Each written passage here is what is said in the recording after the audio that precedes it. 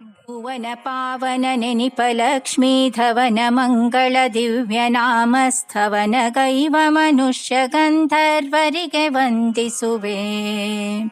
ಪ್ರವರ ಭೂಭುಜರುಳಿದು ಮಧ್ಯಮ ಕುವಲಯ ಪರೆಂದೆನಿಸಿಕೊಂಬರ ದಿವಸ ದಿವಸಗಳಲ್ಲಿ ನೆನೆವೆನು ಕರಣ ಶುದ್ಧಿಯಲಿ.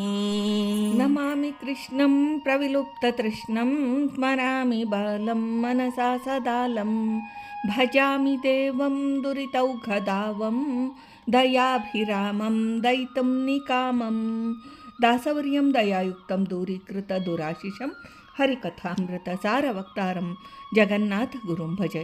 ಶ್ರೀ ಹರಿಕಥಾಮೃತ ಸಾರ ದೇವತಾ ತಾರತಮ್ಯ ಸಂಧಿ ಪದ್ಯ 51. ಭುವನ ಪಾವನ ವೆನಿಪ ಲಕುಮಿ ಧವನ ಮಂಗಳ ದಿವ್ಯನಾಮ ಎಂಬ ಪದ್ಯದ ಮೂಲಕ ಶ್ರೀ ಜಗನ್ನಾಥದಾಸಾರ್ಯರು 33ನೆಯ ಕಕ್ಷಕ್ಕೆ ಸೇರಿದ ಮಾನುಷ ಗಂಧರ್ವರನ್ನು 34ನೇ ಕಕ್ಷಾಪನ್ನರಾದ ಮಾನುಷ ಚಕ್ರವರ್ತಿಗಳನ್ನು ಸ್ತೋತ್ರ ಮಾಡಿದ್ದಾರೆ. ಭುವನ ಎಂದರೆ ಚತುರ್ದಶ ಭುವನಾತ್ಮಕವಾದ ಈ ಜಗತ್ತು. ಈ ಜಗತ್ತಿನಲ್ಲಿ ಗಂಗೆ, ತುಳಸಿ, ಗೋವು, ಬ್ರಹ್ಮಜ್ಞಾನಿಗಳು, ವಿಪ್ರಶ್ರೇಷ್ಠರು, ಅಶ್ವತ್ಥ ವೃಕ್ಷ ಇತ್ಯಾದಿ ಪವಿತ್ರಗಳೆನಿಸುವ ವಸ್ತುಗಳಿವೆ.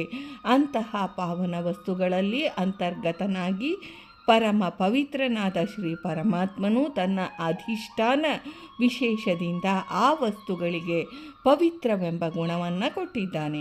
ಇದರಿಂದ ಶ್ರೀ ಪರಮಾತ್ಮನಿಗೆ ಭುವನ ಪಾವನ ಎಂದಿದ್ದಾರೆ. ಭುವನ ಪಾವನವೆನಿಪ ಭುವನಾಧಿಪನು ಶ್ರೀ ಲಕ್ಷ್ಮೀರಮಣನು. ಜಗತ್ ಸಂಬಂಧವಾದ ಸಕಲ ಕ್ರಿಯೆಗಳನ್ನು ಶ್ರೀರಮಾದ್ವಾರ ನಡೆಸುತ್ತಾ ಇರುವವನು. ಲಕುಮಿ ಶ್ರೀ ಲಕುಮಿ ದೇವಿಯ ಧವ ರಮಣ ಪತಿ ಹಾಗೂ ನಿಯಾಮಕನು. ರಮಾಧವನ ನಾಮ ಕ್ರಿಯೆ ರೂಪಾದಿಗಳು ಅಗಣಿತ, ಅಪರಿಮಿತ, ಅನಂತ. ಅವನ ನಾಮಸ್ಮರಣೆಯು ದಿವ್ಯವಾದದ್ದು. ಅದರಿಂದಲೇ ಸಕಲ ಚೇತನರ ಸಕಲ ಪಾಪ ಪರಿಹಾರ.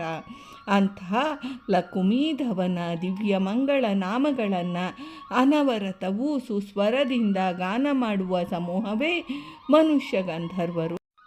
ಇವರು 33ನೆಯ ಕಕ್ಷಾ. ಶ್ರೀಹರಿಯ ದಿವ್ಯ ಗುಣಗಾನ ಮಾಡಿ ಸ್ತವನಗೈಯುವ ಮನುಷ್ಯ ಗಂಧರ್ವರಿಗೆ ದಾಸರು ಭಕ್ತಿಪೂರ್ವಕ ವಂದಿಸುತ್ತಾರೆ.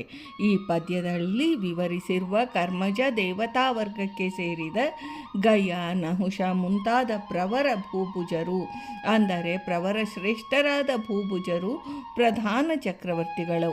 ಅವರನ್ನು ಬಿಟ್ಟು ಅವರ ಉಳಿದು ಅವರಿಗಿಂತ ಅವರರಾದ ಮಧ್ಯ ರಾಜರುಗಳು ಮಾನುಷ ಚಕ್ರವರ್ತಿಗಳು ಅವರನ್ನು ಕುವಲಯ ಪರೆಂದಿದ್ದಾರೆ. ಕುವಲಯ ಪರೆಂದೆನಿಸಿಕೊಂಬರ ಅಂದರೆ ಕುವಲಯ ಭೂಮಿ, ಕುವಲಯಪ ಭೂಮಿಪರು ರಾಜರು. 34ನೇ ಕಕ್ಷಾ. ಮಾನುಷ ಗಂಧರ್ವ ತರುವಾಯ ಪೂರ್ವೋಕ್ತ ಮಧ್ಯಮರಾದ ಮಾನುಷ ಚಕ್ರವರ್ತಿಗಳಿಗೆ ತ್ರಿಕರಣ ಶುದ್ಧ ಪೂರ್ವಕವಾಗಿ ಸ್ಮರಿಸುತ್ತಾ ವಂದಿಸುತ್ತಾರೆ. ಭಾರತೀ ರಮಣ ಮುಖ್ಯ ಪ್ರಾಣಾಂತರ್ಗತ ವೃಂದಾವನ ವಿಹಾರಿ ಶ್ರೀಕೃಷ್ಣಾರ್ಪಣಮಸ್ತು.